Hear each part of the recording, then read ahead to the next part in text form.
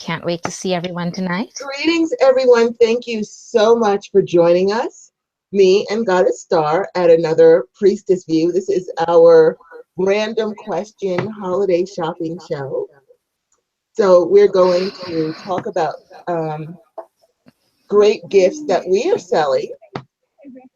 Oh, wait, hold on. I did not mute myself. So let me do that. I did mine. I'm going to go double check because we do get that every now and then. I Nope, definitely I did checked. not. I checked. Okay. Okay, now we're good.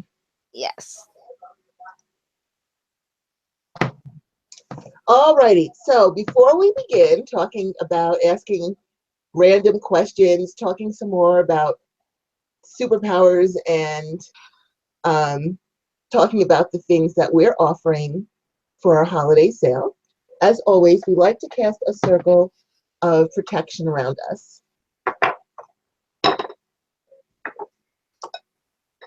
You know what? I am missing my water. Hold on for 1 second. That's okay. Oh, wow. Everyone can see that I've got all this incense going here. As Goddess Rhonda goes to get her water. But it's good to have everyone here tonight. I was looking forward to this. I'm exhausted. I have to tell you that. I am exhausted. But as always, we're very pleased to be here with you guys because you guys mean so much and to us. And for being supportive with the show in every way. Guys are also a very big part of our show. You have a tendency to become all part of the show, and we love speaking about some of the things that you guys say because you offer such great wisdom as well. So, oh, here she is. Goddess Rhonda is back. Right. Thank you for thank you for keeping the conversation going. So, no worries. We like to cast a circle of protection around us.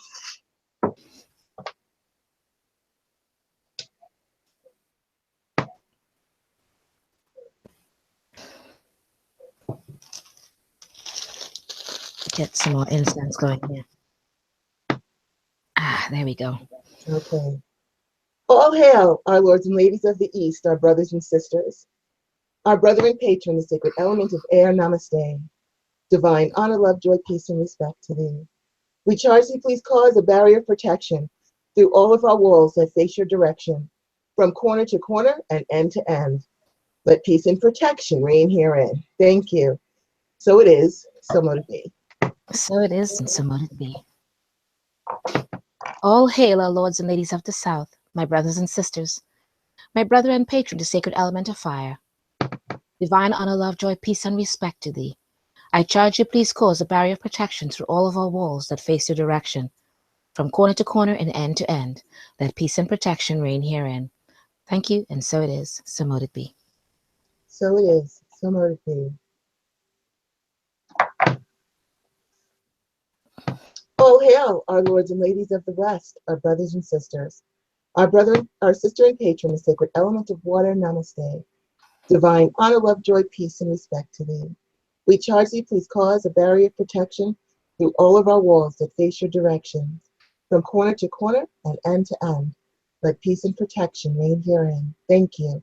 So it is. So it is, and so mote it be. All hail, our lords and ladies of the North, my brothers and sister, and my brother and sister, my patron, the sacred element of earth. Namaste. Divine honor, love, joy, peace, and respect to thee. I charge thee, please cause a barrier of protection through all of our walls that face your direction, from corner to corner and end to end. Let peace and protection reign herein. Thank you, and so it is, so mote it be. So it is, so mote it be. And we now bring down the divine white light from the sacred source of all well-being and fill our spaces with peace and protection always. So it is, so mote it be. So it is, and so mote it be. Thank you. Alrighty, so again tonight we're going to be doing some random questions. We're going to throw in some more abilities that you might want to have or try to develop. And we're also going to be showcasing different things that we are also going to be offering, which we are offering right now for the holidays, so that you Yeah. can buy stuff for yourself or for your loved ones. So first we'll start off with our first random question, which is, all right, everybody sit back and really, I want you to really think about this. Yes. If you see a person in distress, is it okay to do work to help them without their permission? Or would sending help without permission possibly interfere with their karma or their life lessons? Because don't forget, we are here to learn. And also, some of us are, I don't want to say victims, but are the recipients of our karma from different lifetimes or even this lifetime. So, should we say, well, they might be going through a life lesson? Now, this isn't if they ask you for help. Someone asks you for help, that's different. I mean, if you know someone who's in distress and they have not discussed it with you. If someone asks you for help, of course, we want to try to help people if we can. But if they've not asked you for help, they're just a friend of yours, a coworker, someone that you just happen to know, someone you saw on the bus or someone you saw on the train in distress. Okay. Would it be okay to go ahead and help them? Is it our duty to try to help them? Or would we be possibly actually interfering with their life lessons or their karma and actually be hurting their situation, because we could ruin their life lessons and they have to learn it all over again? So I would like to know what you guys think, and please let us know in the chat room. There's a chat room right to the right of the The right computer screen. side. Now, I am not sure if you're looking at this on a phone or a tablet exactly Very where it is. You might have to scroll around a little bit. But please, by all means, tell us your thoughts in the chat room as we discuss it here. So, Goddess Star, what You do you always think? I put know me on I that throw spot, the don't ball at you? you. Oh wow. What do It's you think? okay. I don't think it's a yes and no answer right away, honestly. I think it's a lot of thinking because it depends on the situation and the people involved. If it's a friend of mine and that person is in distress and they have not asked me, I think I would automatically do that because I know that friend. I know their circumstances. I know them. You know what I mean? If it is a stranger, I don't think so. And yes, going back to the friend part, some of it could be affecting them karmically, but I think also in that sense, when it comes to our friends, how you'd find an ambulance worker working with a stranger, and that person is in distress and they're there to help, karmically or not, they're affecting everything because maybe they were meant to save that person and that's why they were there at that time. So some of that's there. If it's a stranger, for me personally, I'm not saying it's good or bad or the right thing for anyone, but for myself. For me personally, I don't think so. The reason for me saying it a stranger that I do not know just randomly on the bus or whatever is because I think it's too much of taking a page out of the book of the Christians. Because, I mean, a part of it could be because recently I've had a few things happen, which I'll tell you guys about. Um, this whole thing of them coming up to you and whether you want it or not, I'm here to save you. Right. If they see, especially if they see a pentagram or something on your body, a pentacle or any kind of thing like that, right away they're in your face and I've got to save you. And it's just this whole thing, and it's invasive. And I get very upset about it. And then I've gotten to the point where now it's been years later. And I do have a tendency to go, well, then I could save you and bring you into my religion. Would that be okay with you? Because that's exactly what you're doing for me. No, no, no, no, no. And they go into this whole thing. So there is that aspect of it. Because recently we've had what we consider a stalker of the temple. He would randomly write us these letters and all these documentation saying why witchcraft and Wicca is evil and he needs to save us. It's demonic. And he sent us all these things from scriptures and all these different things, and I'm just like, and sending and naming our names. So obviously he's stalking our website. and he is naming off each of the reverends there, and he's saying, you guys all need to be saved, and you need to realize that I'm here to save you. And we were not, obviously, we did not say, come and tell us to save us or any of that. That's what I call arrogance to the degree. Right. And Absolutely. in my book, it's actually a sin according to their Bible and their Bible's rules, because then they're acting as if they're gods and goddesses. According to their Bible, they're not supposed to do that. So I'm not going to take that page from them and say I'm going to just randomly, with a stranger, tries to help them in distress. First of all, I don't know what type of distress they are in, and depending on their belief, if they're very Christian or very Catholic or whatever it is, they are vehemently not wanting your help. So there's so many things that are randomly going on there that I will not be willing to do that with a stranger. And that's just my thoughts on it. But Goddess, tell me what you think. Well, you know, well, there's several things. I agree with you. Like, I've offered help to Christians. They don't want my help because, you know, I'm bringing in the devil. So, you know, I'm Yes, like, yes. rock on then with whatever it is that's distressing you. I can help you out, but roll on. That's your business, none of my business. Yeah. As far as strangers, you know, I often see here the people who stand on the side of the road and, you know, it's getting colder now and they've got their sign up and they're asking for money. So what I also have the soul of an empath, which means I just want to help everybody, but I am also spiritually mature enough to know that there are people learning very important life lessons. So the way I have fixed it within myself is I can say blessings to you if blessings are warranted. This way, if they need help and it's warranted, I did something. If it's not warranted, they didn't get anything anyway, no harm done. And this way I feel better about it. I'm more likely actually to do that than to interfere with people that I know. Only because, you know, your friends, your family, if you when you're close to them, you know what they did to get into that situation. Now, if it's a situation that they had no control over, let's say their spouse became very ill and it's caused all kinds of financial difficulties and financial problems, even still, they could be learning an important lesson about value and worth. Maybe they didn't need to have the money so that they could focus on something else. Maybe because of that illness. I know because of the illnesses that have run in my family. I took over my house when I was 14 because my mother had heart problems and she had brain cancer. And so I was her caregiver from the time I was 14 into my mid 30s.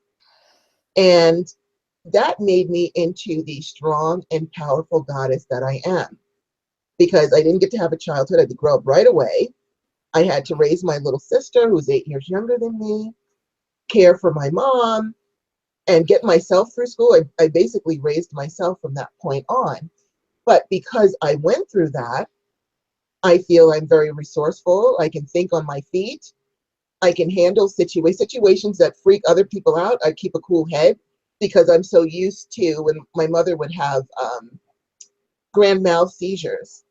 And so I had to get this, it was like a styrofoam thing on like a popsicle stick in her mouth so that she wouldn't bite her tongue, get the Dilantin into her mouth, turn her on her side, call the ambulance while everybody else in my house was running around freaking out. I didn't have my nervous breakdown until after I knew she was safe. Then I would let myself cry or have a breakdown or whatever. So if someone had decided to step in and help me when I was a teenager, I don't know that I would be the quick thinking, resourceful witch that I am, because I was trained to think fast, keep a cool head, multitask, work with my back against the wall, all Yeah. kinds of things that have served me well as an Yeah. adult. And I Yeah. can't say that, and maybe that's what the universe needed to put me through To in learn. order for me to get where I am. And so I can have, you know, I can say nobody stepped in to help. I was on my own. But because of that, I'm a badass. And I don't know that I would be such a badass if someone had said, well, let me help and sent me a spell or changed my situation. I might not be who I am today.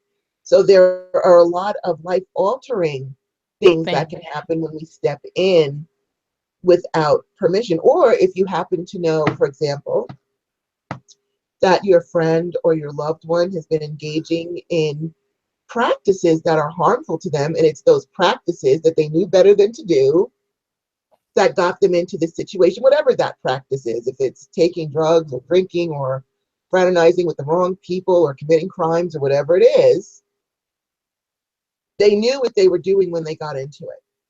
And so, you know, just like we have a lot of alcoholism and drug addiction in my family.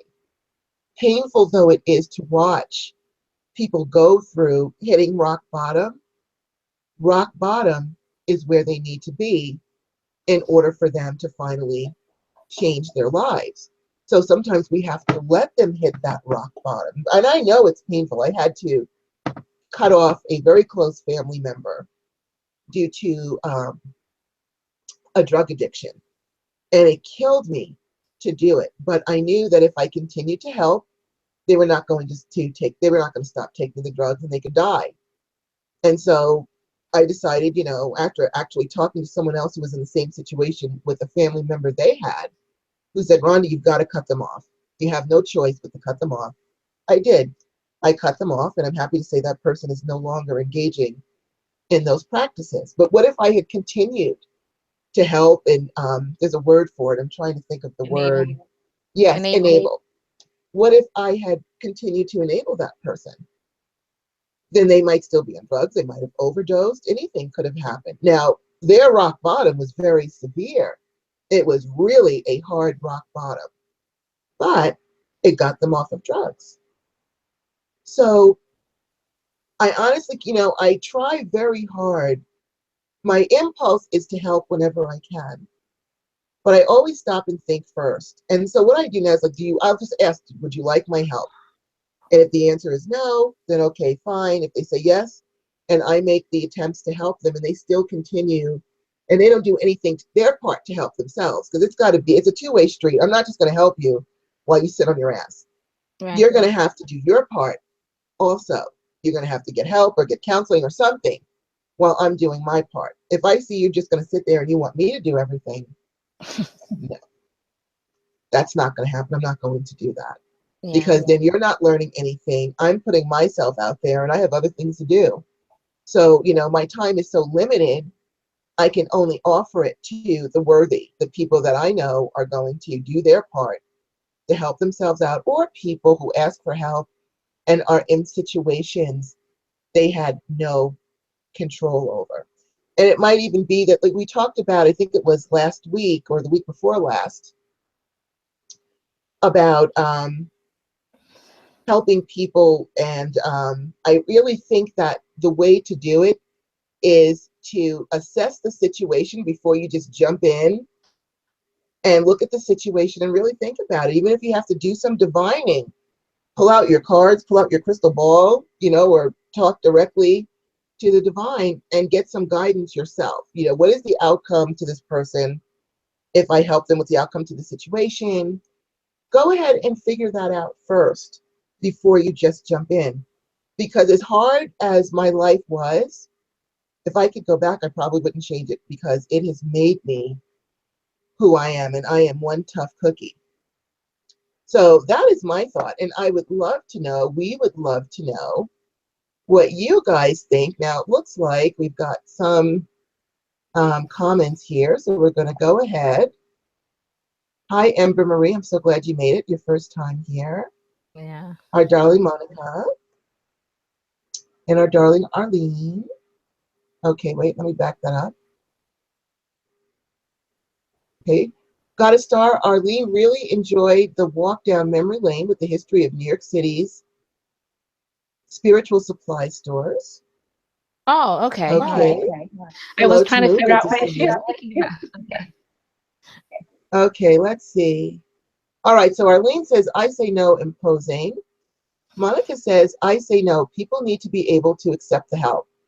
Also, it depends on the person. If it would violate their faith, I want Christians to ask before they pray for me, which they don't. They just decide that they're going to do it anyway. I know. They just tell you, I'm going to pray for you. You know, they don't say, would you like me to? It's just like they have the right to do everything. That's like I said, arrogance. Arrogance. Yeah, which is a big sin among themselves, but they don't see this sin because it supersedes the fact that they're saving you, supersedes everything else. Exactly. That's the way they see it. Um, I don't know if you were going to read something, but some Yeah, of the I was just waiting for you to finish your thought. yeah, some of the things you said, I'm going to tell you guys something about it after because it hit home for me and brought a bit of a memory sadness there. But go ahead. Arlene says, as an empath, I would be afraid I would absorb their thoughts and feelings, which to me is invasive. Good point. Starved Stoners, hello, says, I think it depends on the situation. If it's a harmless thing of karma, then no, not really. I'm not going to help. But if that person needs help to the point that they're going to get extremely injured, I would probably help out. I do want to say this one thing, and I also do believe if a person is supposed to get help, they will get help. And just to give you a quick story, my brother was walking down, I can't remember if he was in Brooklyn or where he was, but he was walking in front of a hospital and had a heart attack. In front of the hospital, where there were two nurses who happened to be outside smoking and saw him hit the ground. That to me, I mean, if you're going to have a heart attack, what better place to have one than right in front of Yeah. two nurses who, of Yeah. course, sounded the alarm and they saved my brother, who probably, if they weren't there, he probably would have died because they did have to get his heart started again. So I also do believe that if a person is supposed to receive help, that the divine will handle it. I just want to throw that in there. All right. So Arlene, trolls, why can't they crawl back under the bridge that crawled out from under us? And I'm certainly sorry they're doing that to you, Goddess Star.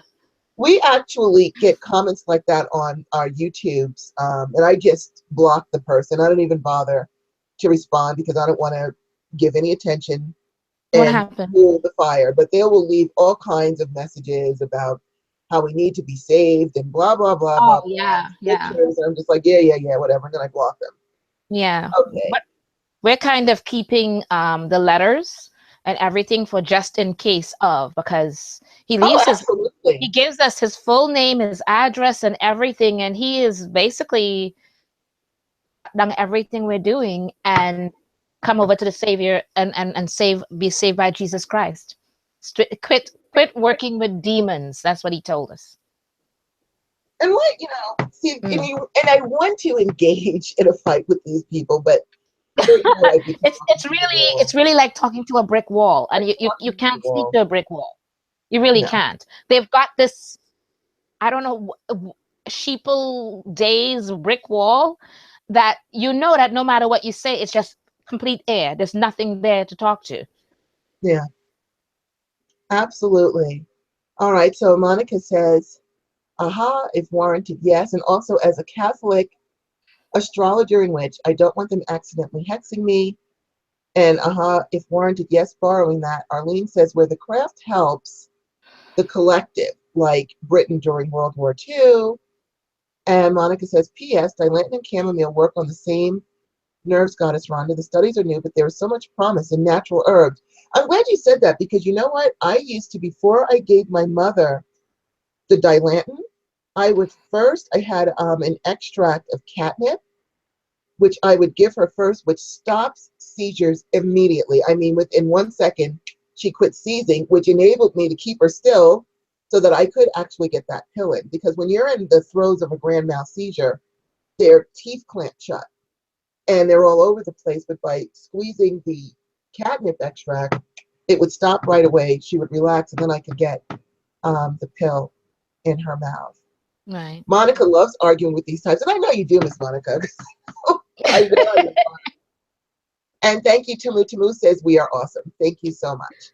Yeah. All right. So yes. before I'm sorry, Gotta Star. You said you wanted to add something to that. Yeah. As you were mentioning your brother and the family member that you cut off, and you what you said is kind of right into it two ways. Whoops, so sorry. My brother died of a drug overdose in jail. Oh. And I pretty much raised him because we were very close, and my mom was in England and we were in Canada, and so for a while we were very close with our grandmother.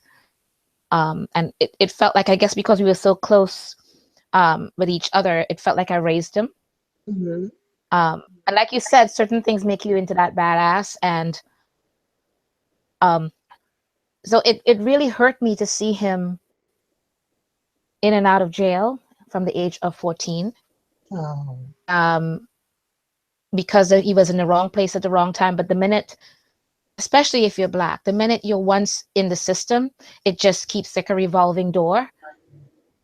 And that whole thing about if they're meant to be saved, that's what it's meant to do, or whatever they're paying for. My brother, at his funeral, from the little old lady, I'm sorry, from the little old lady to the guys that were either in jail or young people that he's saved so many people. It was one of the largest funerals in a long time. And all the people, young and old, they spoke about him as if he was this angel that saved them, but he was never able to save himself. And from drug addictions, the little old lady is saved from being run over by a truck. He pulled her out of the way. All the different things that he did, but they all saw that he could not save himself, and I felt so helpless. And maybe in some ways, when you said something just now, it made me think that maybe he was meant to, he was the one that was the catalyst for saving all these people. He was not meant to save himself. Maybe that was his way. I don't know. Well, I have a theory about that also. I do believe all of our life, I believe that we are angels in training, angels, guardians, whatever you want to call us. I believe we're in training, and I believe that a lot of us have to go through that lesson also, because when you do become that guardian angel or that guide, what better person to help a substance abuser than a soul who was one themselves, who understands all the intricacies and the ins and outs and what causes this and how hard it is to stop?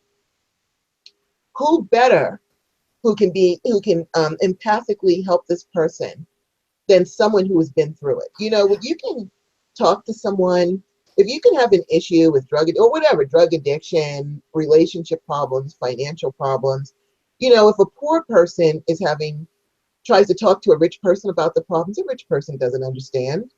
In their minds, well, you just need to get out there and work and blah, blah, blah, because they have no point of reference to that. They have no basis for comparison. So they don't have that empathy to help you. But if you talk to someone who was homeless and then got themselves together and then managed to make a lot of money, that person would be better able to help a poor person to say, you know what, man, I was there with you. I was on the streets. I had nothing, but this is what I did to fix myself. Because they have an understanding. There's so many things that go into our situations. It's not just the one thing. So your brother may have been sent down here to train in order to help people as a guide, which he is now, particularly to those who are having substance abuse problems, because he understands. Yeah. And he's better Yeah. able to help than someone who's never been on drugs, who's not going to understand and just say, oh, well, join a 12-step program, or you brought this on yourself. There was no sympathy. Whereas Yeah. he's able to maybe guide them to help because he understands. And I do believe that wholeheartedly. I do. Yeah. Yeah. Because at his funeral, I didn't even know about all of these things that he did until all these people got up one by one and were giving all these testimonies of how he helped them. And I was just like, I knew my brother was a beautiful soul, which is why I couldn't figure out how did he end up like that in the first place. And, you know, just hearing all of these people out of strangers, out of nowhere, coming to this funeral and being there and saying all these wonderful things about him, it just felt like somehow I should have been able to help him, and I wasn't able to. And I predicted 6 months before he died, I told my mom exactly how he would die. And my mom did not believe me. Jesus Christ's precious blood was going to save him. I was like, Mom, if you believe in that, there's only so much they can do. You have to help him as well. And you're not helping him physically, but his training, and this was meant what he was supposed to do. But the other part that I wanted to say was, in the badass part, at 9 years old, I saved my mother from being beaten by her ex. And I think part of it, like me at 5'1", threatening grown adults over 6 feet, grown men and women, when they are trying to be what I would call bullying type thing, or my mom's ex as.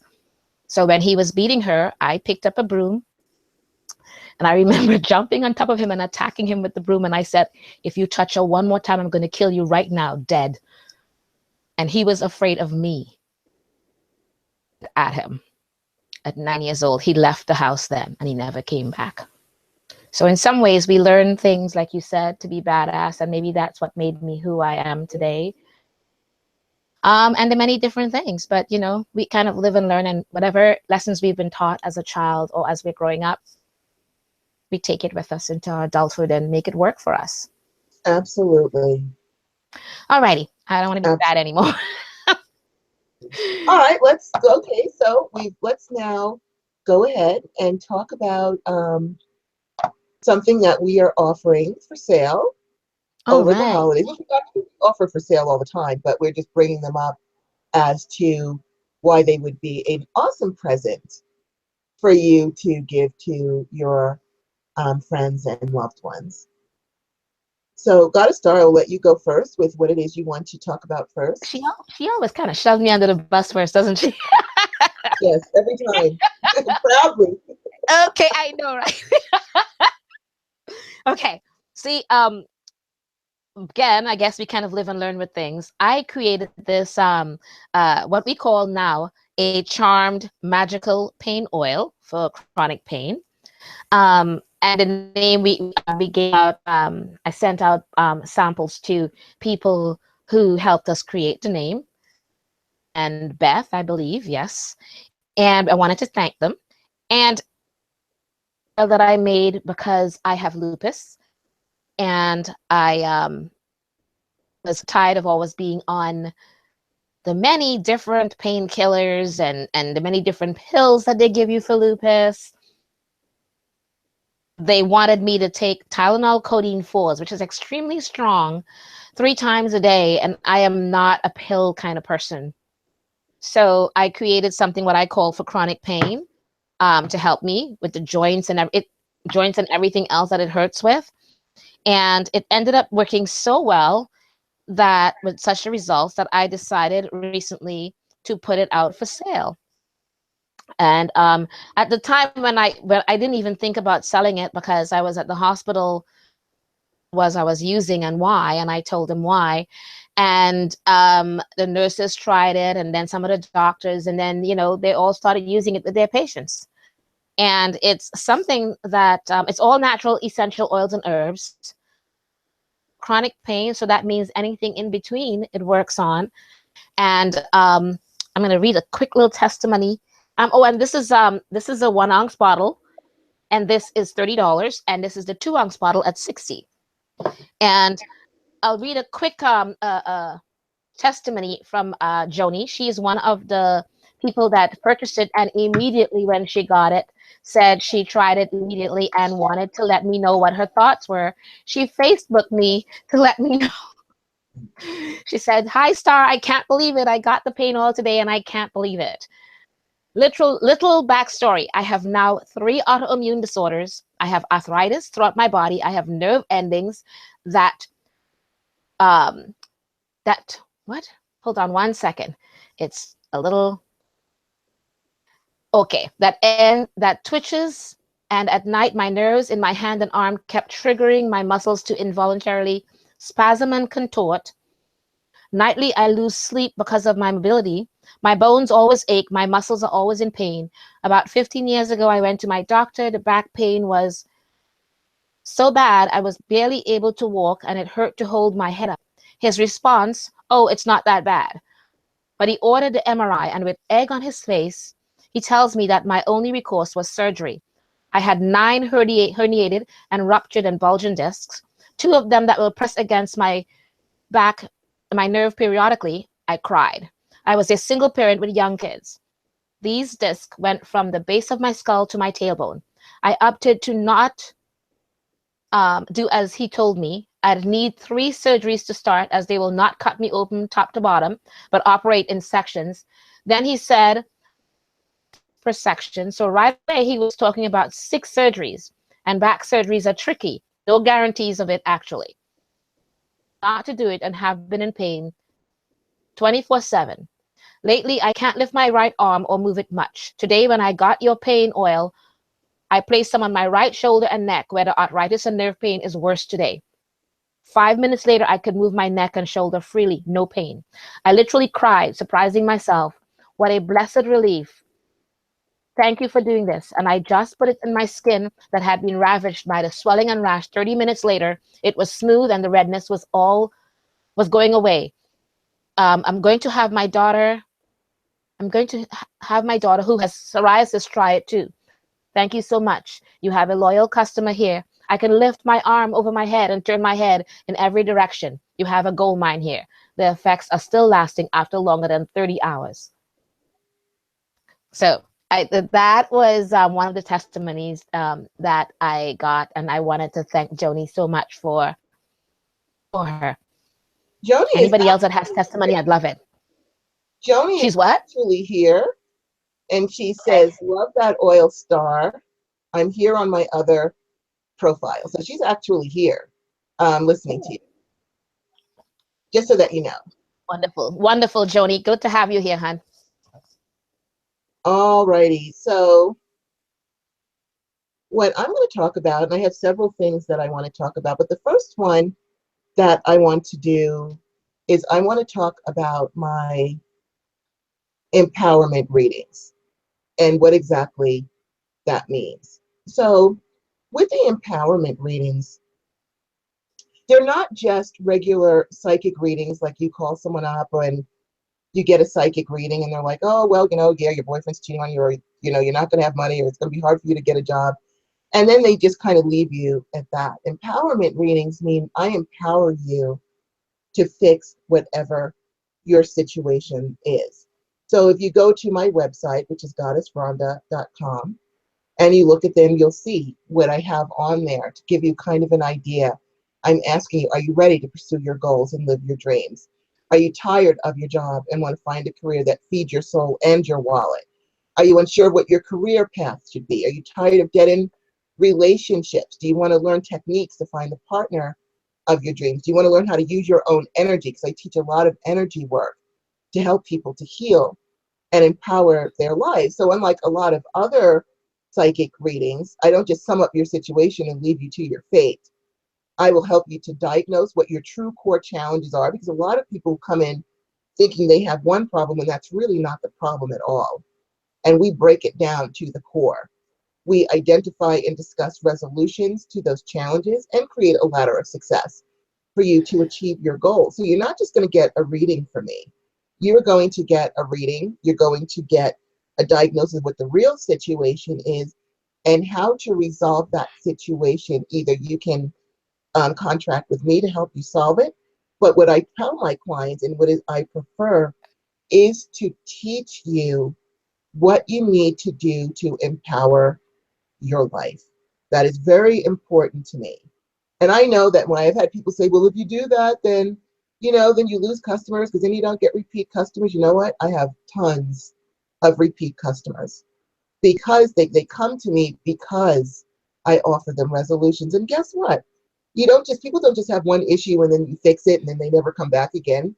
We all have challenges. Every day can present a different challenge.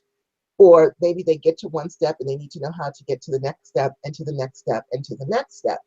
So if you are one of these people that you're unsure, you want to do things, or you're not sure what you need to do to improve your relationships, your career, your life in general, what it is that makes your soul happy. And I offer a lot of different modalities. I read your energy, I read your aura. I will look into my crystal ball if need be, especially doing the aura and energy readings really lets me tap into what's going on with you, because I'm right into your energy, and your energy lets me know what's happening with you. So I offer all different modalities that I can help you with, and then I teach you how to resolve your own situations. because I never want someone to feel helpless or powerless over anything. And by the time someone who comes to me, they'll walk in crying, they walk out standing straight, ready to face the world, because now they know that they have taken their power back. I've given them the wisdom, helped them to find what it is they need to do to fix that. Or if I have to engage in healing work to help them, I do that too, but I'll talk about that later as another service that I offer.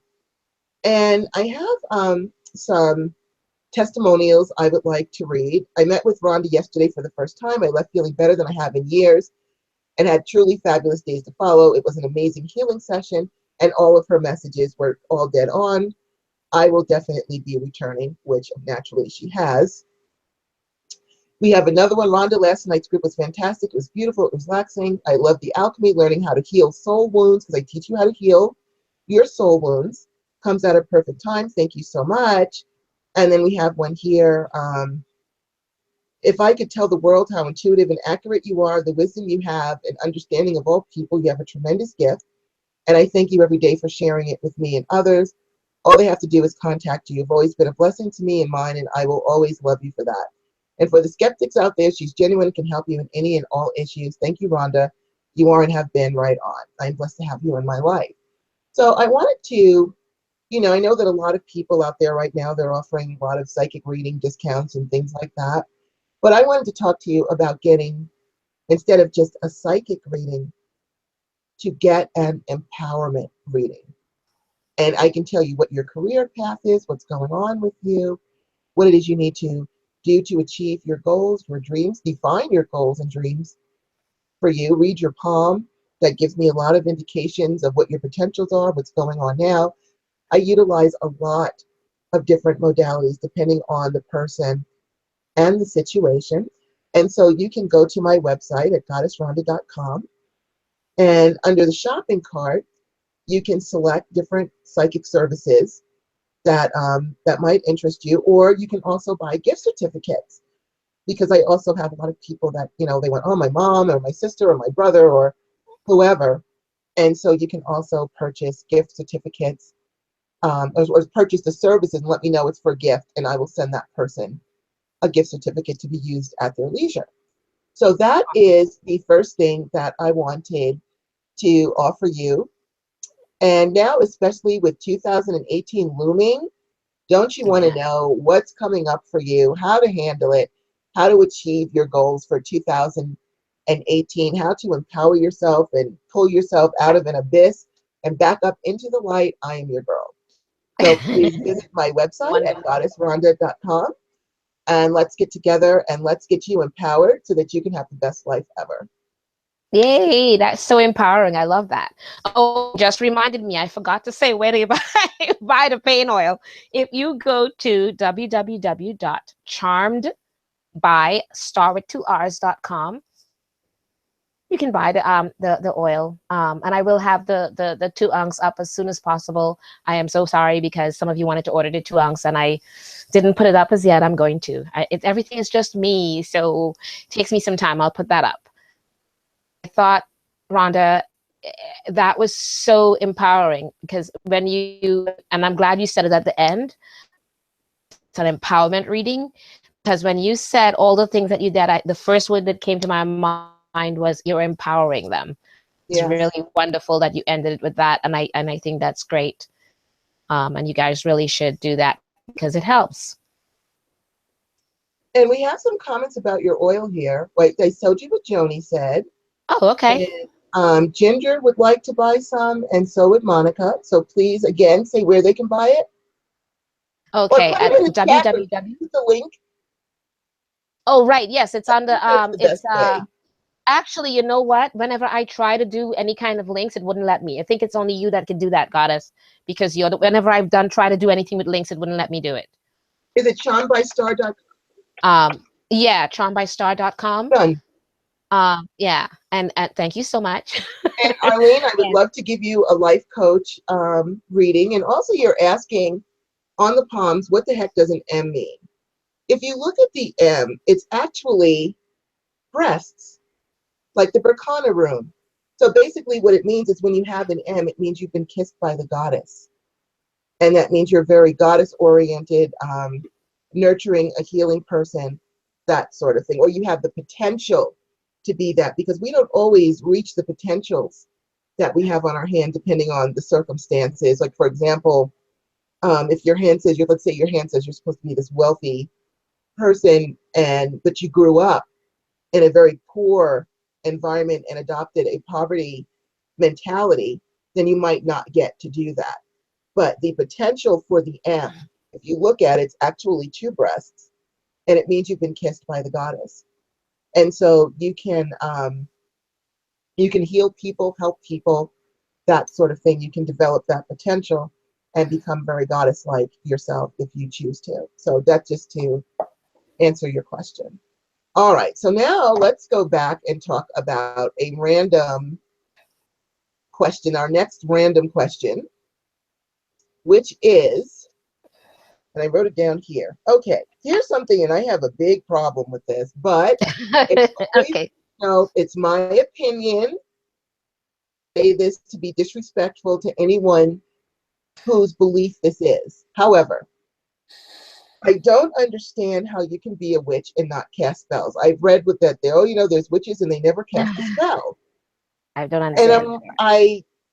I have a really hard time with that because, first of all, I can't figure why you're calling yourself a witch. Well, what is it that you're doing that you're calling yourself a witch and you're not putting your intentions out there? And secondly, as Goddess Star and I have discussed a million times probably on the show, everyone casts spells. You might not, use candles and incense and a cauldron and call the corners and do all the other things, have actual ceremonies. But if you say, you know what, I want that job and I'm going to get it and I'm going to do everything in my power to get it, you put that intention out there, you're casting a spell. If you see some hunky dude on the street and say, you know what, that's going to be my next husband, I'm going after that boy, you just cast a spell. Yeah. You did. You cast a spell. We cast spells. Yeah. In fact, I wanted to challenge everyone listening to kind of like maybe carry around a little piece of paper with yourself and make a mark every time you make a wish. Like, gee, I'm hungry. I wish I had some food. Or, gee, I wish I had 20 bucks to get that top that I wanted. Every time you make a wish, you're casting a spell. Just a wish. I wish for this because you are setting an intention and putting your emotion behind it, your mental power behind it. We use a lot of tools. We use wands and atomies and things like that. But those are just enhancements to our own. We're the tool, we're the wand. The ones that we hold are just enhancements. So you don't need a wand or anything like that. Or you might even see, even with Christians, they'll hold their cross, which is their symbol, their power symbol, and wish for something. I wish I had this, or I wish I had that. I wish I could meet the person I'm going to marry. I wish whatever it is. It's impossible To not not to do cast a spell. and if you really were to figure out how many times a day you make a wish that you wish you had something, or you wish you wanted something, or things like that, I bet you would find by the end of the day you'd have at least several check marks about how many spells you cast that day. Now that doesn't mean just because you wish for something you're going to get it, but I'm just saying there are people who say, you know what, gee, I wish a cab would come, standing on the street corner, I wish a cab would go by, and poof, a cab goes by. So there are things that work. Or say, man, I wish I had a better job. And then all of a sudden your friend heard of a job that's coming up that would be perfect for you. So, just because you're not using all the accoutrements all at once, our candles and our incenses and all the things that we do, you are still casting a spell. And I'm hoping maybe there's someone in our chat room today or someone out there who's listening that would like to help me. I mean, by all means, if I'm wrong, please, for our edification, let us know what does that mean to be a witch and not cast spells? Because I can't understand what it is then that you're doing. And I'm not saying that being a witch only entails casting spells, but we craft with a purpose. We craft things, we make our incenses, or we send our energies out to heal people, or whatever it is that we do. So does that mean you're just making things with no intentions And then I don't get it. So what do you think, Goddess Star? Do you know? Can you help me with this? Okay. I'm of the mindset of you. I think we've had this discussion many a times. If you look on Facebook daily, you see people write their intentions out daily, whether they're Christians or not. They do it daily. So yes, I think Goddess Monica in the chat room said something about, I say I don't cast spells, but I don't cast spells for other people. The thing is that yes, you can say that, and if that's of your belief system, that's true for you. But no matter what, the minute that you think it or verbalize it, it's a casted spell. You've said it. That's what a spell is. That's what a wish, whether it's a birthday candle, whatever it is that casting of that spell. It's a ritual without doing the whole, ritual thing of everything.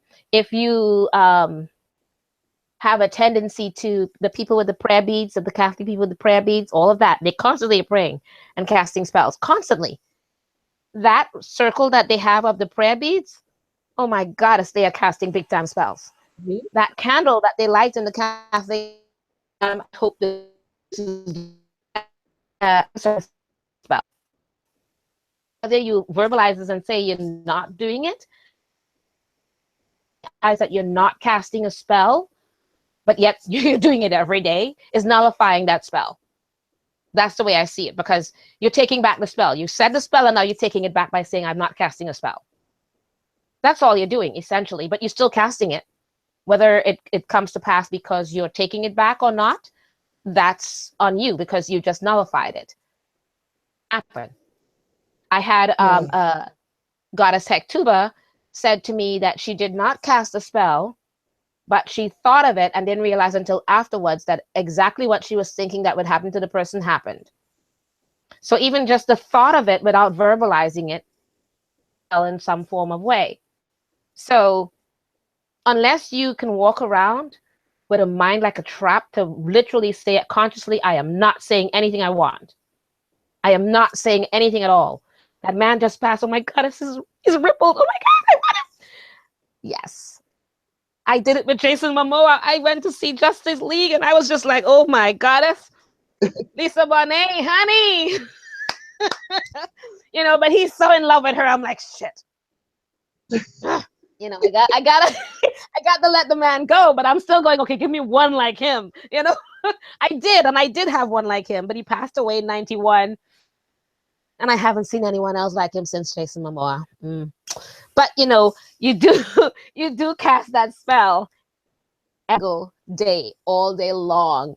And any witch, I am sorry, whether you believe me or not, or whether it's agreeable to you or not, anyone that calls themselves a witch and says they're not casting a spell is fooling themselves. I am sorry, you're a human being, and that means as a human being, unless you are someone who is, and I can't even say that. There are people who are trapped in a coma and stuff like that, and people have said when they come out of their coma, they said they were wishing the whole time they could find their way out. Right. Well, they found their way out. So I don't know any human being on this planet that could do that without in some way doing or casting a spell, consciously or unconsciously. So whether the way that it turns out is based on you and how your thoughts go with it, but it's still out there, especially if you verbalize the words, and like Goddess Rhonda said, whether it's a job, or you see that nice guy passing by, or that nice woman passing by, or whatever it is, you're doing it, babes, whether you want to admit to it or not. Now, that's the part that's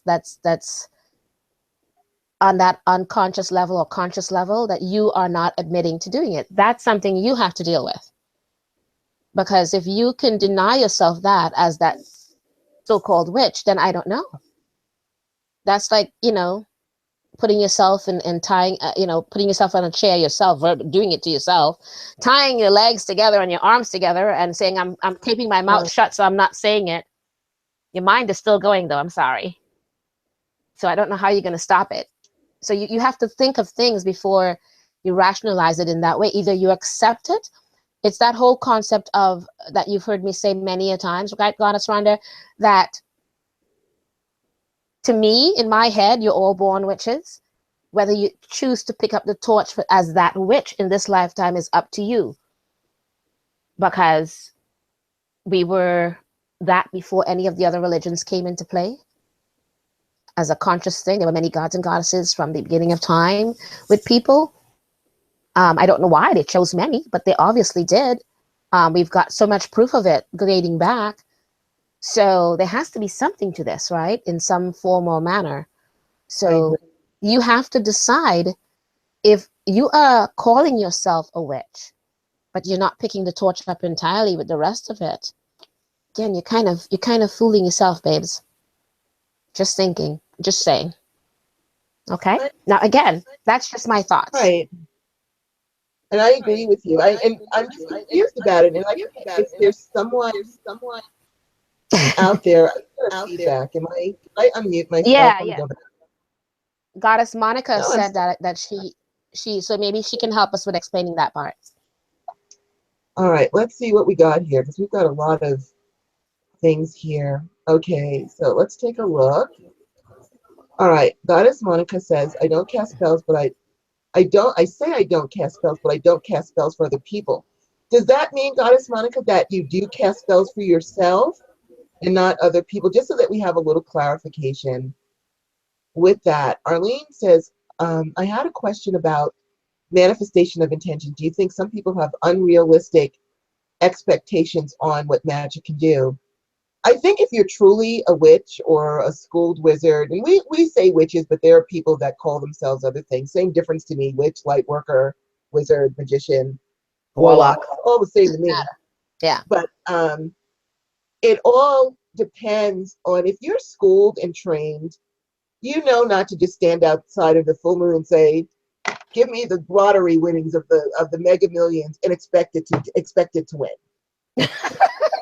You know, witches are trained wizards, like I said, and I'm encompassing it because I don't want anyone to say, well, wizards are trained. All of you, all magical trained people know what is realistic, what is not realistic. You know, which I've always wanted to have green eyes. Can I do magic to make my eyes green? Probably not. You know, I'm not going to say, gee, contacts. Green. Yeah, how about that? That's a form of magic. Glamour magic, man. Glamour magic, right? You know, we as being trained, we pretty much know what's realistic, what's not realistic, and how to go about getting what we want. So, but I do think that people who are untrained have a problem. Look, so for example, you know, someone can contract with you to help them find a new love in their life. And if it's like one day later, it's like, well, my lover hasn't shown up yet. It's like, dude, it's been a day. The candle's barely been going, and you know, you have to give things time, and then also you have to do your part too. And so I do think that there are people who do have unrealistic expectations on what magic can do, but I also think that those are highly untrained people that watch TV and think like Samantha Stevens, oh, I just got to wiggle my nose and poof, I can have whatever I want. It doesn't work that way. So yes, the answer is to you, yes. And then Joni says, and you want to address that, Goddess Star? What did she say? About unrealistic expectations? Well, actually, I agree with you entirely. I think that, you know, it's not just whether they're trained or not. I mean, it's kind of like you said one thing that I liked, especially. Not that all of it is not liked, but that especially when you said going out to the moon and saying, I expect this to win the lottery tickets. And then they don't follow through with, say, buying the tickets, for instance. You know, I do that all the time. I'm not kidding. It's the truth. You know what I mean? You know how many times I've said, I should have played that damn lotto.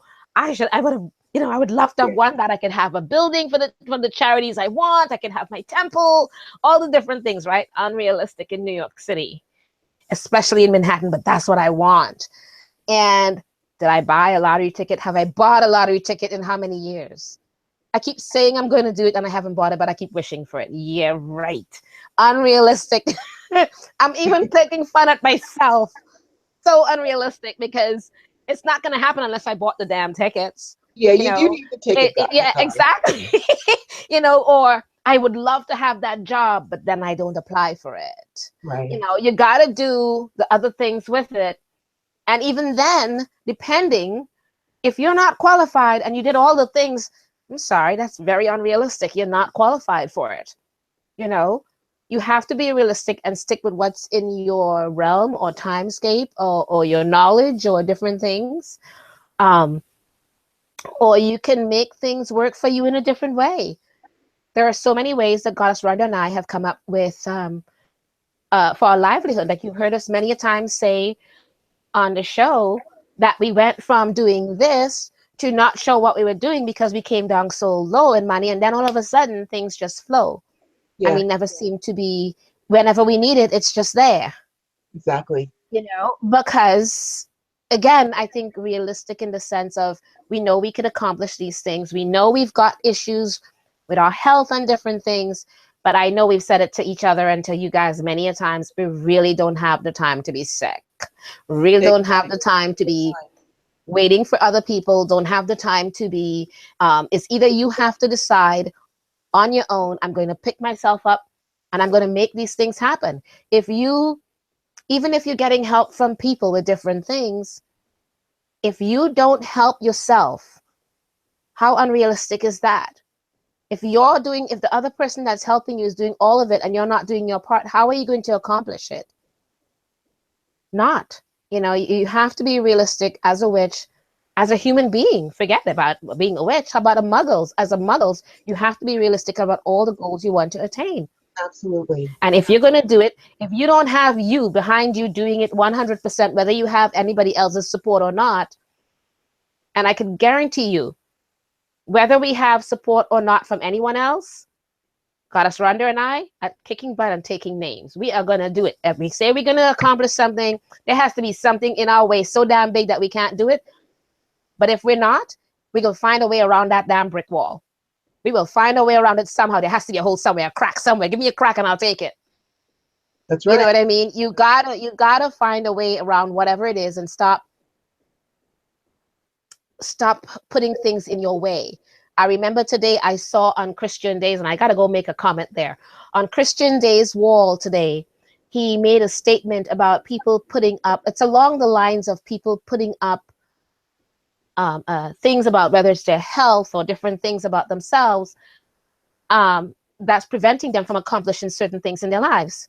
I'm sorry, I agree with what he said, because a lot of people put things in their way. If we took all of our health ailments between Goddess Rhonda and myself, and we allowed ourselves to utilize that as a way or a means to not accomplish our goals, we would be bedridden, just like a lot of people.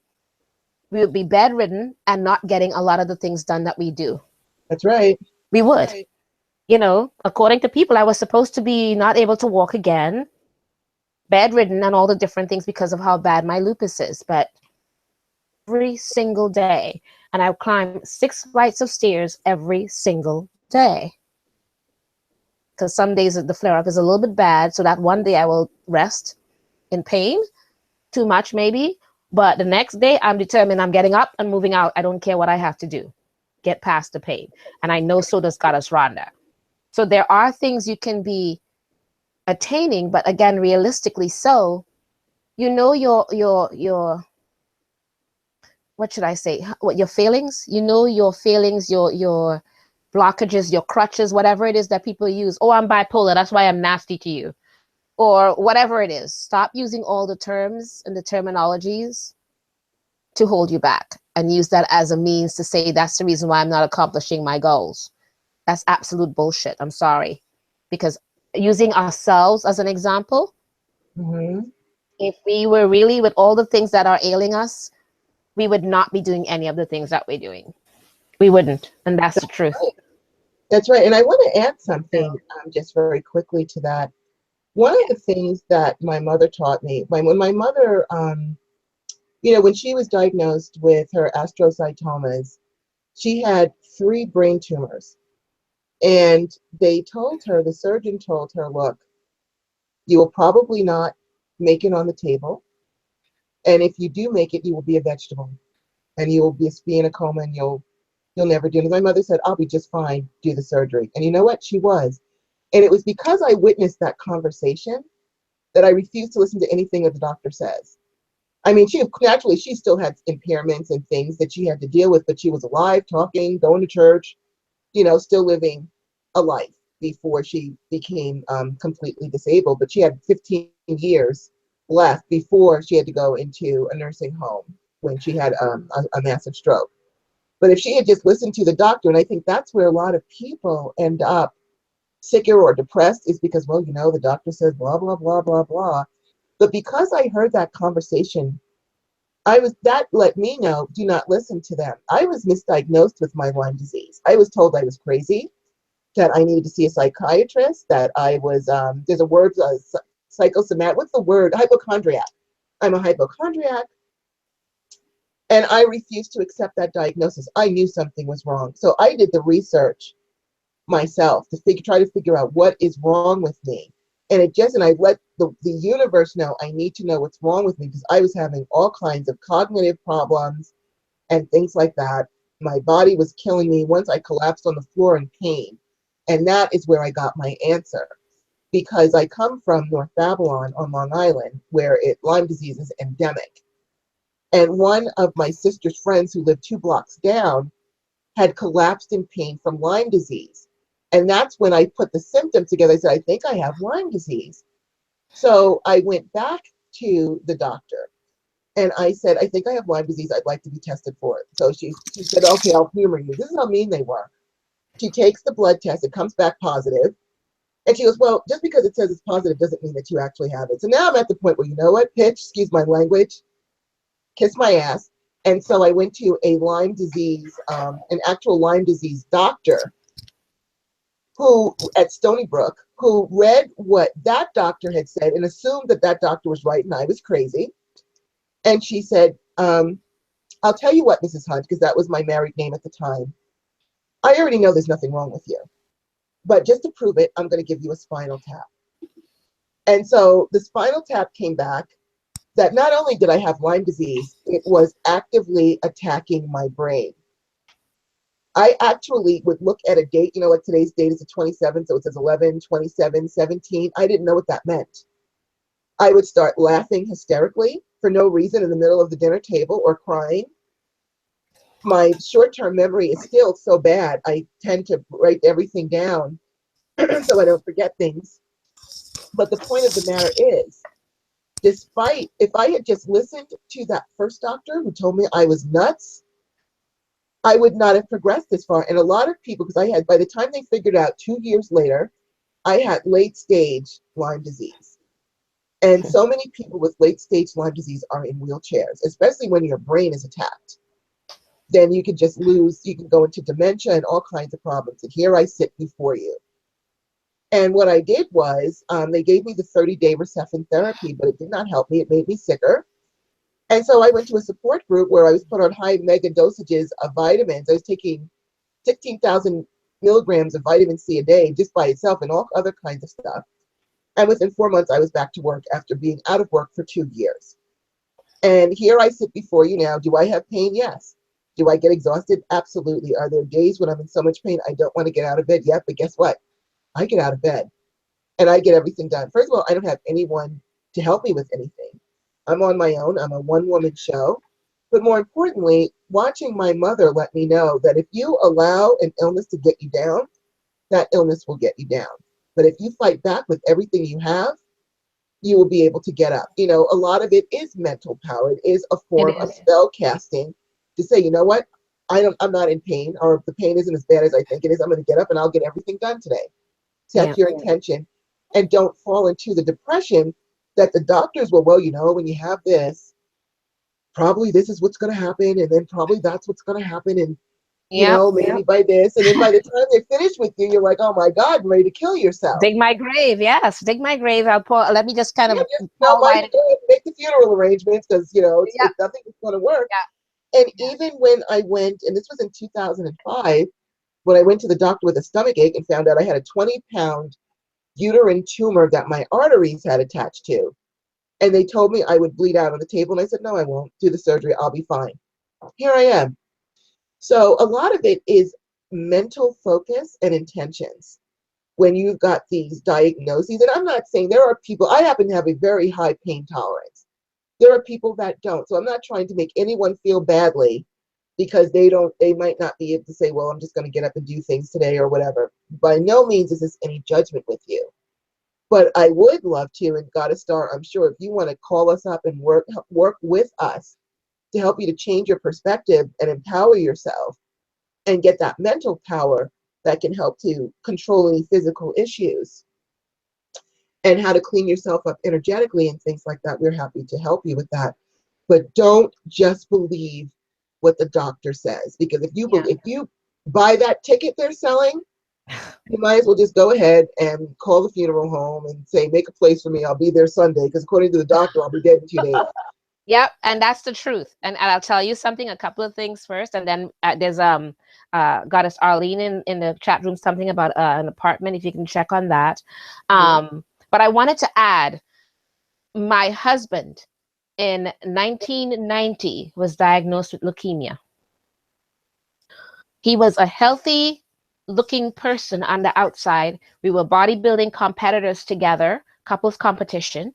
I trained him because I was trained by Lou Ferrigno when I was 18. So I trained my husband and we did couples competition and we did a lot of winnings. When he got diagnosed, the doctor told him that he would not last a year and all these different things. And I watched, and it's the truth. When Goddess Rhonda said your mind plays on you, and in the chat room, Goddess Arlene said, I think it's Goddess Arlene or Goddess Monica that said, the medical industry plays their own magic on you. When that doctor diagnosed him like that, I watched this man go from being in the gym every day with me, 6 days a week, to dwindling. He went down, he lost weight, and I saw him wither away and die within 6 months of the diagnosis. Exactly like that doctor said. And I think if he was not diagnosed, he would have lasted a lot longer and gone on just like that without knowing and completely oblivious, and would have been healthy and lived a lot longer. But the minute he was told when and how much and how much time he had left and everything, that's exactly what happened. He just dwindled away. And I watched it happen. I wanted to smack that doctor upside his head. How dare you take away something from me that was so important to me, someone that's so important to me. And because, yes, he was a bit of a hypochondriac, so any illness or whatever it is, he thought about it too much. And I think between that and the doctor's diagnosis, it crippled him into where he went with it. So your mind is like this empowering weapon. If you use it in the wrong way, or it's used in a certain way, it can either cripple you or it can empower you. So it depends on where your mindset is coming from. And no matter what I did, he wouldn't listen to me because the doctor is a doctor and he's more knowledgeable with a PhD, and the doctor was right. And look where it got him. A beautiful man passed away, and I guarantee you he would not have gone that quickly had he not been diagnosed. But that's just, saying that.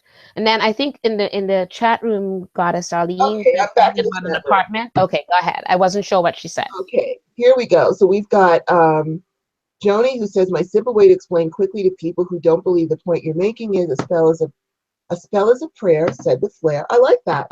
Yes. And often you see the light bulbs go off of their head. Monica says, yes, I cast spells for myself, but I have trouble with getting people to meet halfway, so I don't cast spells for them. I totally can dig it. Yeah. Arlene says, the reason I'm asking that intention is only is only as good as you do the legwork. For example, I worked a spell in 2003 for an apartment in New York City, but it took 2 years because certain things had to line up in order for that to happen. And that can happen. There might be things you need to take care of first. The universe can make executive decisions and say, well, before we get you this apartment, let's get this stuff cleared up so that you'll be able to live nicely in your apartment instead of going with the same issues that you have, whatever you're having now. And so that is true. And then we have Soul, who says, I love that you created your own ways to help other than medicine. Absolutely. And I'm sorry, my thing keeps scrolling as I talk to you, so please just bear with me as I try to find out where I was. Arlene says, I think movies and televisions have distorted what magic is. I agree. Emerson, thank you so much for saying you love us. We love you too. Yeah. Let's see. Arlene says she knew a girl who thinks Charmed is real and Harry Potter is real. Yeah, well, I don't even know what to say for that. So we have Soul who's healing her own thyroid. Good for you. Good for you. Good for Yeah. you. And Arlene says there is this book by, I don't know if I'm saying this correctly, Ophiel, that mentions certain laws like universal laws. Have you heard of the sphere of availability? Not in that term, but I would have to look it up, and I probably heard it as Yeah, under a different way. Yeah. in a different way. All right, so before we continue with our chat room, we're going to go ahead and stop and do shameless plugs for our own stuff. Well, one quick thing, Goddess Aline, one of the things I have to say, when you mentioned an apartment in New York City, I live in Brooklyn, Williamsburg, right across the bridge from the East Village. And I bought my apartment in 1996 for $2,000. Just wanted you to know.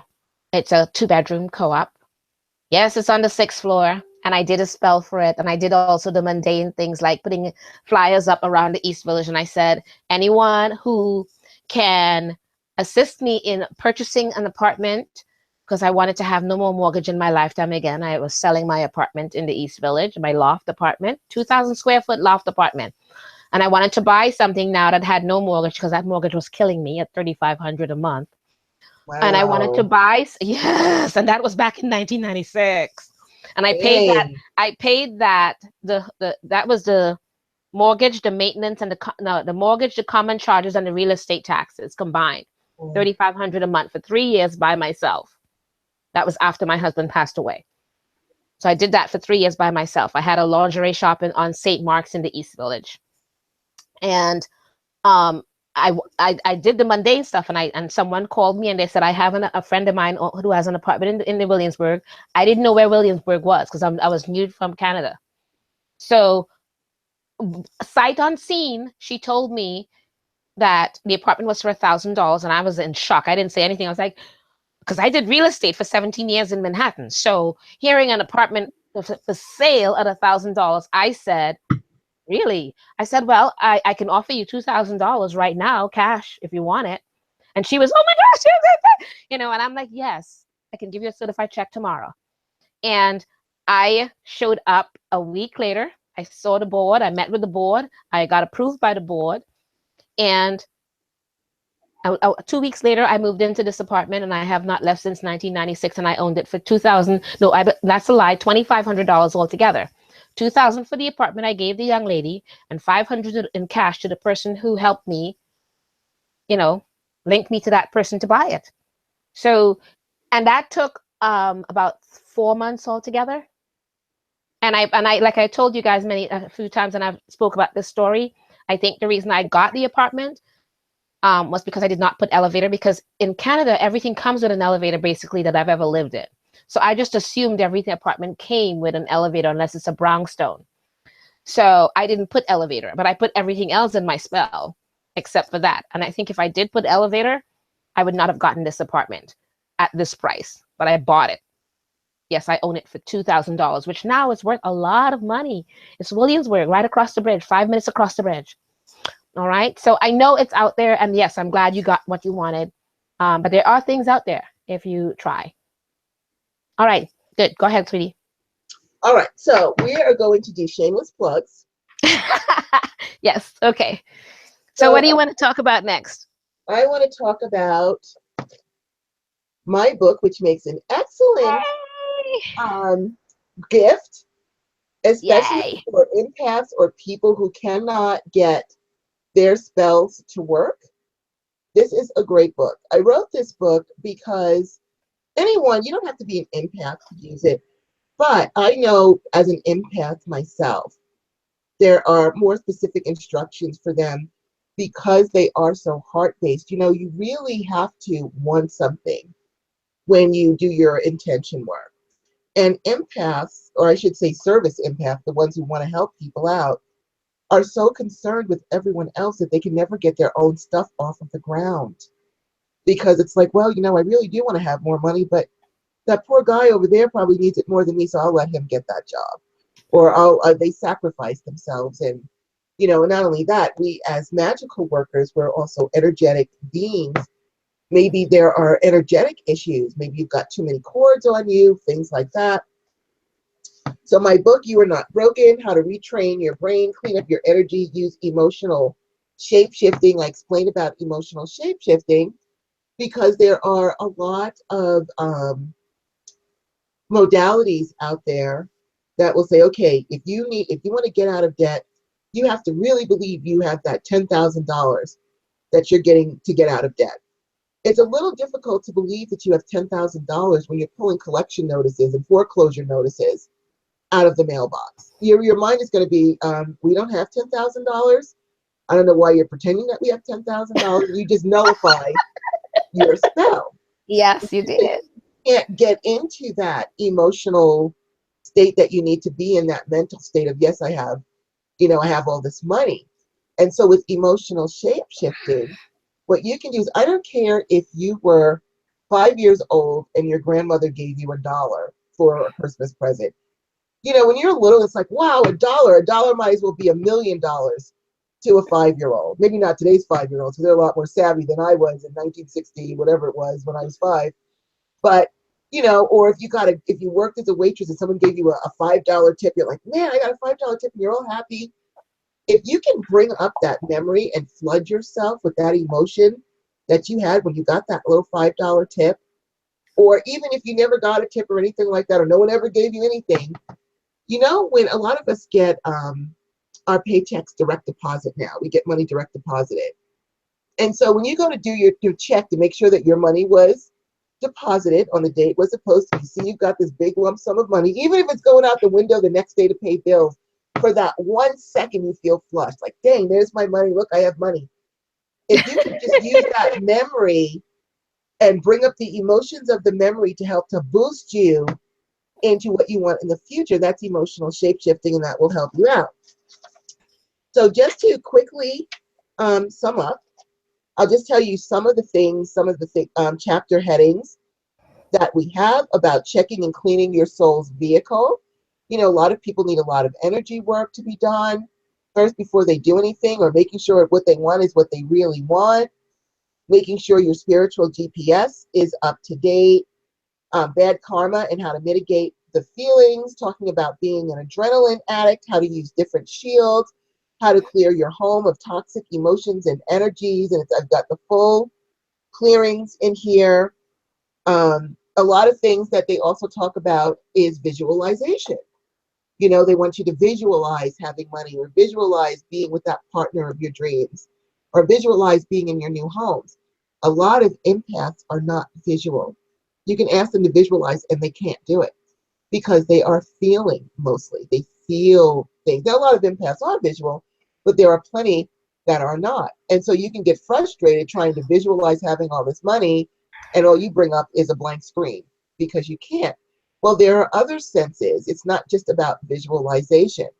If you're a feeling person, you can imagine holding all that money and you feeling the weight of the money in your hands.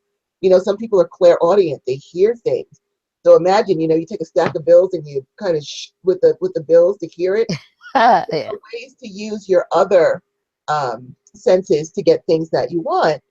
And so we've got a lot of good things in here that can help you. You Are Not Broken. It's available on Amazon. If you go to my website, goddessrhonda.com, you can click on the link and it will take you right to there where you can buy it and get some help for yourself, because a lot of people are frustrated because their spells don't work, and it could be because they're bogged down energetically, or they do a lot of negative self-talk.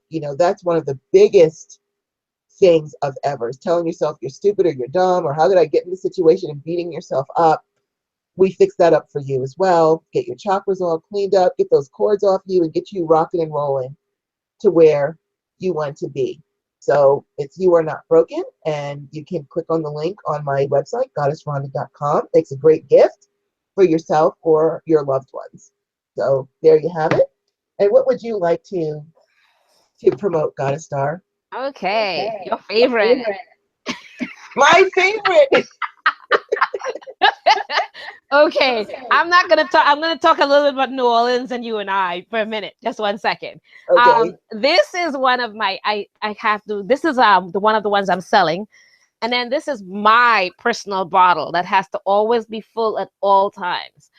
When I travel, I can't travel with this because it's a 5 ounce bottle, so I put it in medicine bottles, medicine jars, that add up to under the amount that they need. Under, I think it's 2 ounces, right? I carry a bunch of mini medicine jars, and they're questioning me like, "What is this then? And what is that?" I'm like, "Those are my medicine." And they're like, "What do you mean?" I said, "They're liquid medicine, hot sauce medicine," and it's the truth. I'm not lying. It's the truth. It is medicinal as well. Um, excuse me, because this sauce hot sauce is made with natural organic products. This particular one is made with Scotch bonnet peppers, sea salt, red wine vinegar, and freshly squeezed lemons. And I love it, and I use it for everything because I made it because every time I go out to eat, I have to have hot sauce. I'm Canadian, okay, and Trinidadian all in one.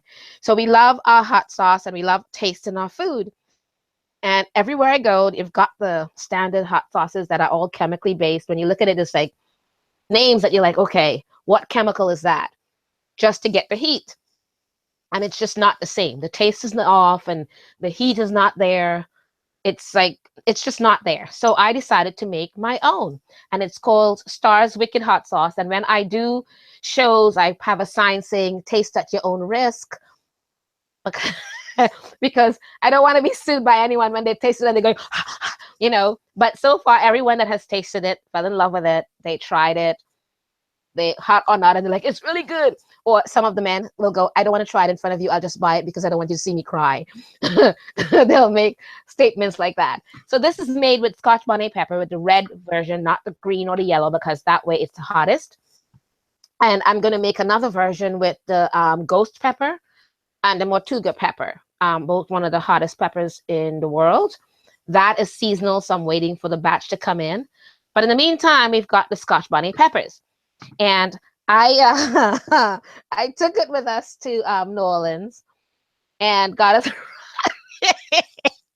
I'm sorry. To me, I want everyone here to know what Goddess Star did to me. How shabbily she treated me in New Orleans. Go ahead, Goddess Star, tell them. It's Confess. not true. Okay, there are many versions to a story, and this is my side. Okay, I am sitting there having my food. I put my hot sauce on my thing, and I'm in my own world. Okay, I'm sorry. When it comes to my hot sauce, I'm always in my own world. So I put my hot sauce, I covered it back up, and I put it away, and I look up, and the look on Goddess Rhonda's face was just like, like, I can't believe you. And then she turns on, I'm like, what? What's wrong? You just took some of your hot sauce, put it on your plate, and then put it away like just like that. That's just mean. And she's looking at me, and I'm like, okay, I didn't see, I didn't know. And I'm handing it to her, and the look on her face, she had everybody at the table roaring because we were all looking at her going, okay, I don't know what I did wrong because I didn't notice what I did. But listen to Goddess Rhonda's side. Yes, I would like my version to be heard of what happened. So there we are, sitting in New Orleans, having a lunch break, our Hex Fest lunch break at a very nice restaurant.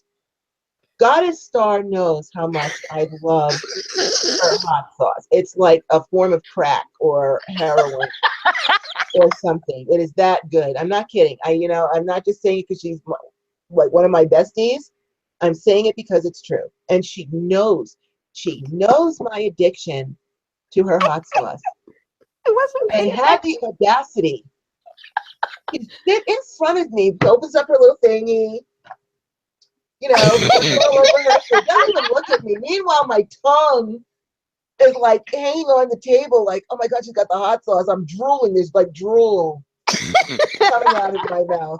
She doesn't even, she's like, yeah, my hot sauce, yeah, covers it back up, puts it in her purse. And then she looks up at me with my dagger eyes. I know I had flames and daggers. Yes, you did. I was looking at you like, what I do? What I do? And like, you didn't even offer me like one little tiny piece of the pepper that might be in there, like a little fragment of a pepper. that I could put on my seafood. And to be fair, she did pull it back out and allow me to have some. But See, she sat see, I there was and magnanimous. I was so magnanimous there. Look at that.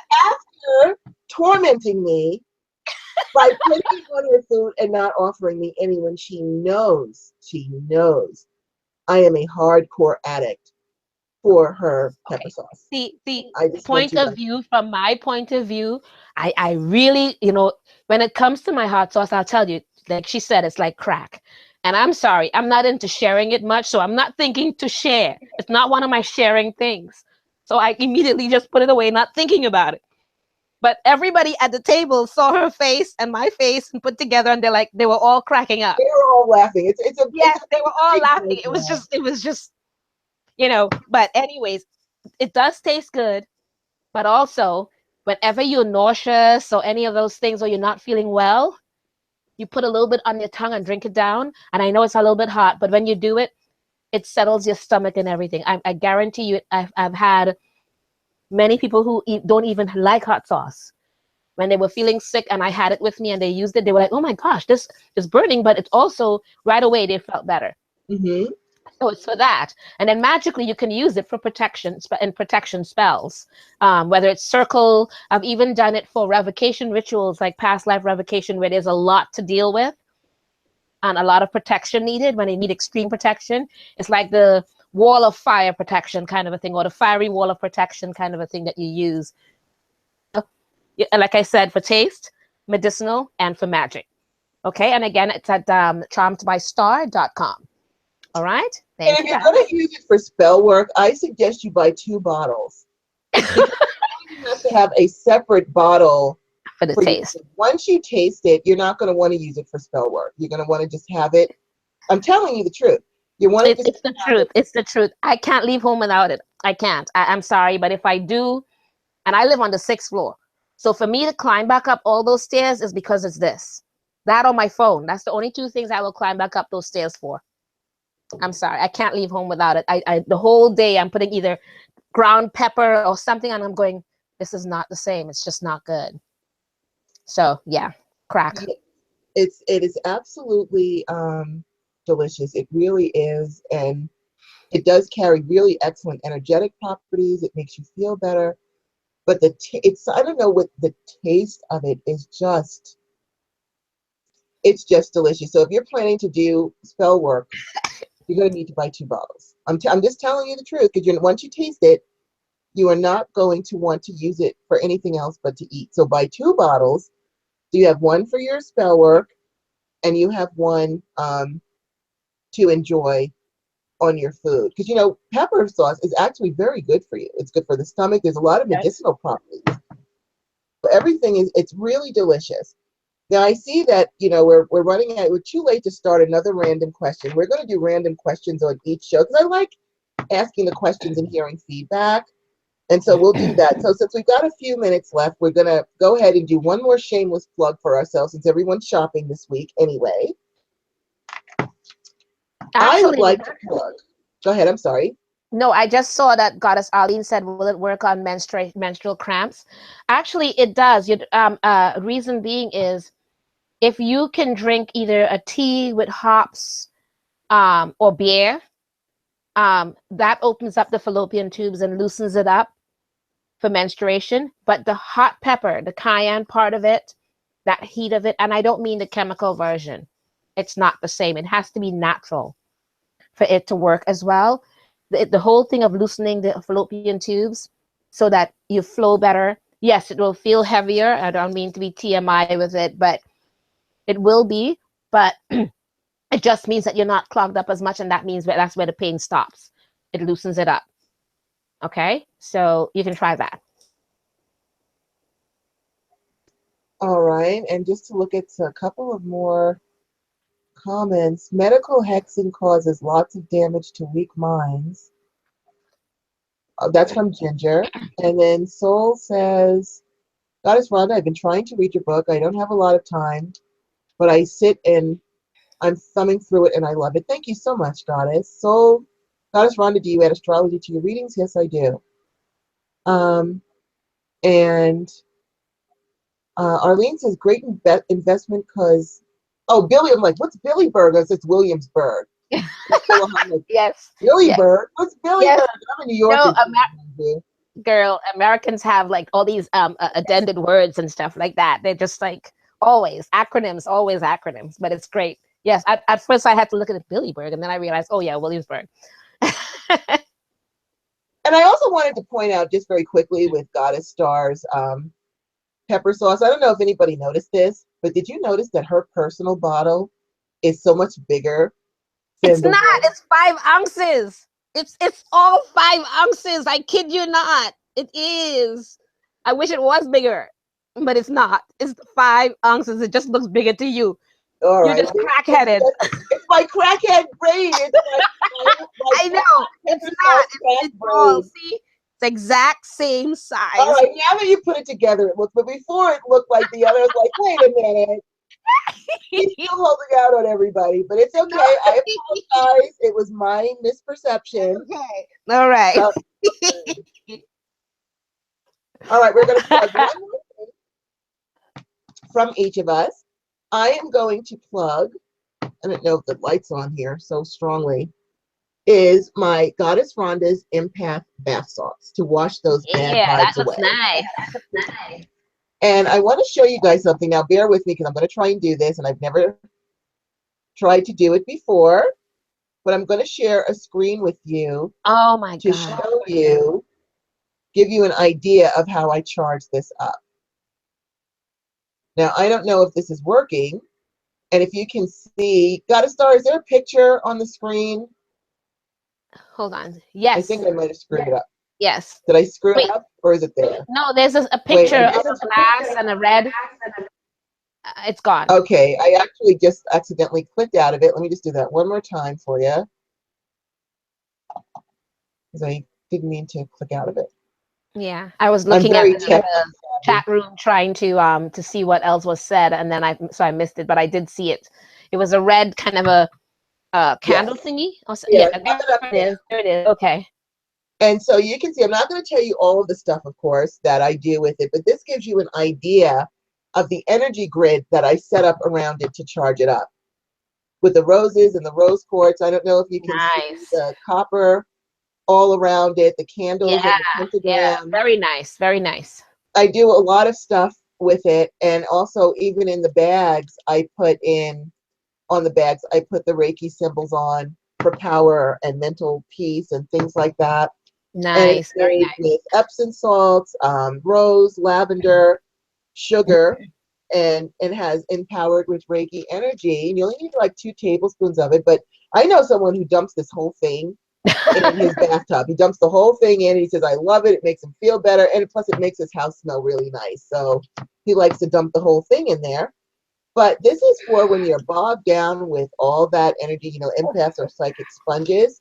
Take a bath in these and you will feel so much better. And there's other things you can do with it too, because a lot of people, they're not bath takers.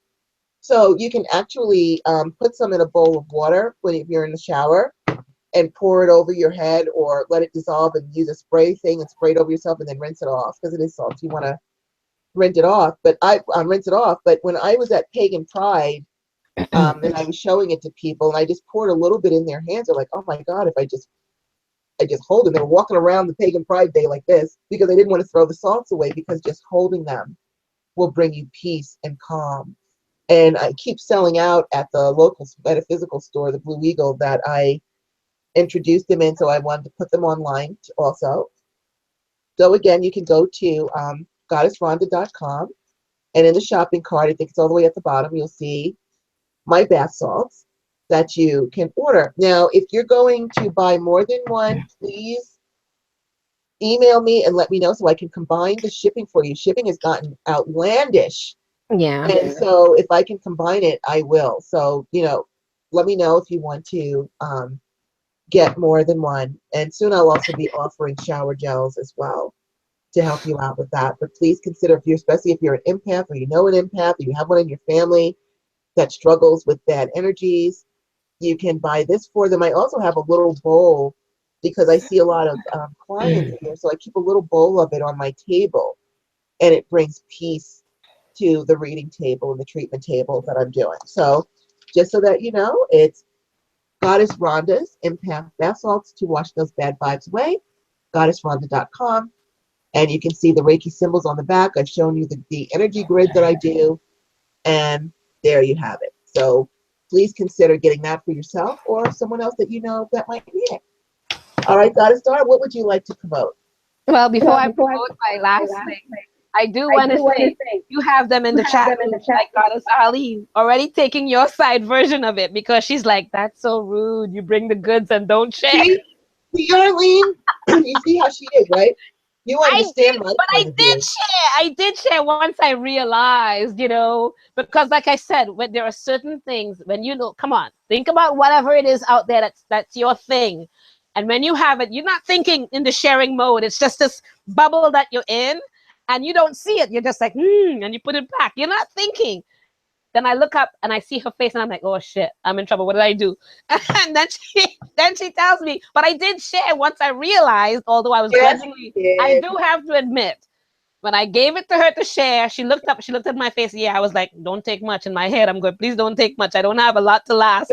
Like, because I brought a medicine bottle for each day that I was there. Okay. So I can have it all day long. So that means it didn't come with sharing mode. But I did share grudgingly, and okay, wait, let's stop right there. Let's stop at I did share grudgingly. Okay, this is just to show you how she is with her hot sauce. Just so that you know. It is, and I share with everything else very magnanimously. I do. It's just somehow when I have the hot sauce, it goes into this other mode of the bubble mode. You know, just. That look is back on her face. Anyways, all right, and the hot sauce, I have to admit, I have to put it up on the website. I had it up, and then we had a little bit of an attack on the site, and now it's down, and I have to put it back up again. So I have to put the hot sauce back up, but it will be up this week. Okay, so the next shameless plug, my last thing is the 4th vinegar. It's 4 ounces, and the recipe. And I don't know if you've ever heard of 4th vinegar. Let me show you that again. Okay.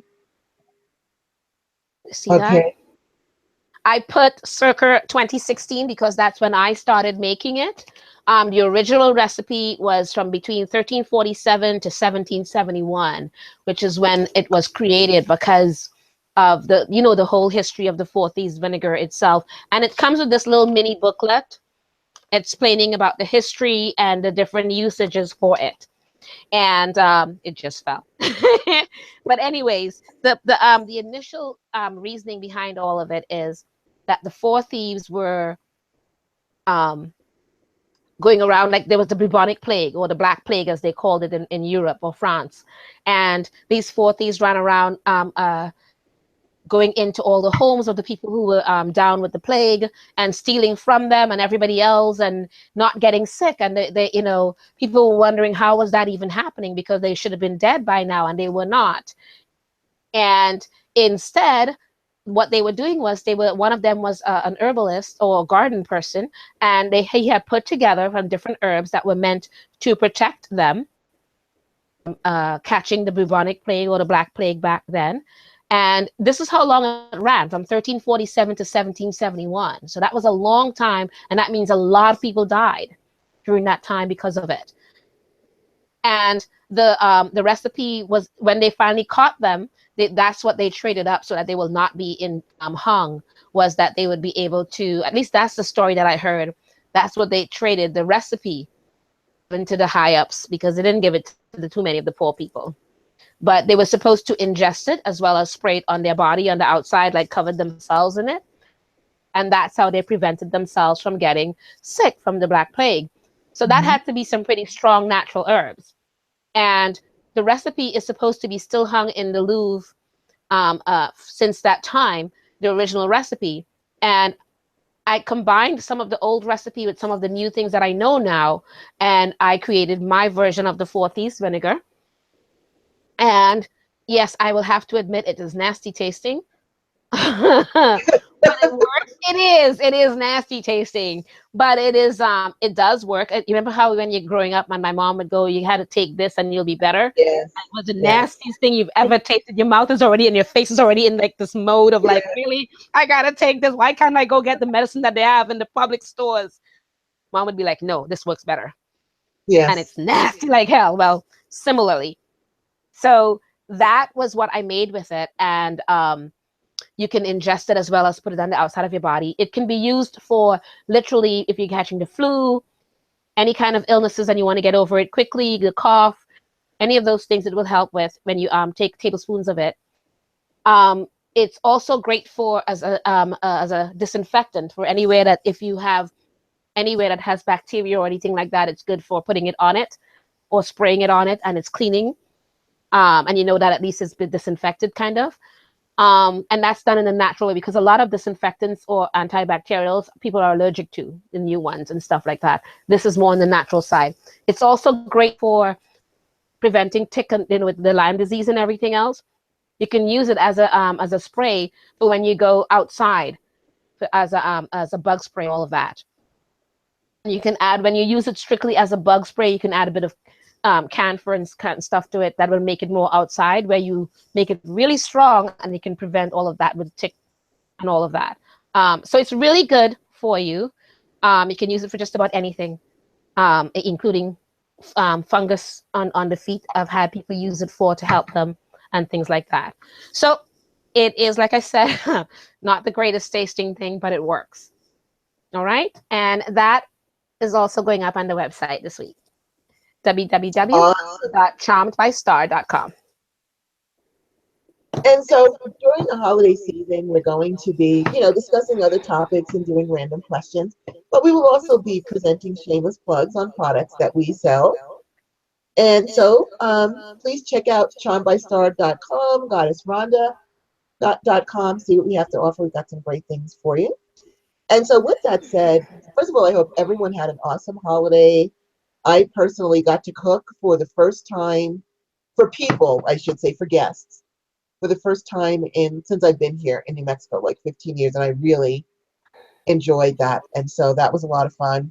I hope everyone else had an awesome holiday as well. Goddess Star and I love you guys to pieces. To pieces. You're always here. You always support us. You always give us insight and wisdom. You ask questions that push us to learn more. And we just love you, and we just so appreciate you and Yeah. everything that you contribute to our lives.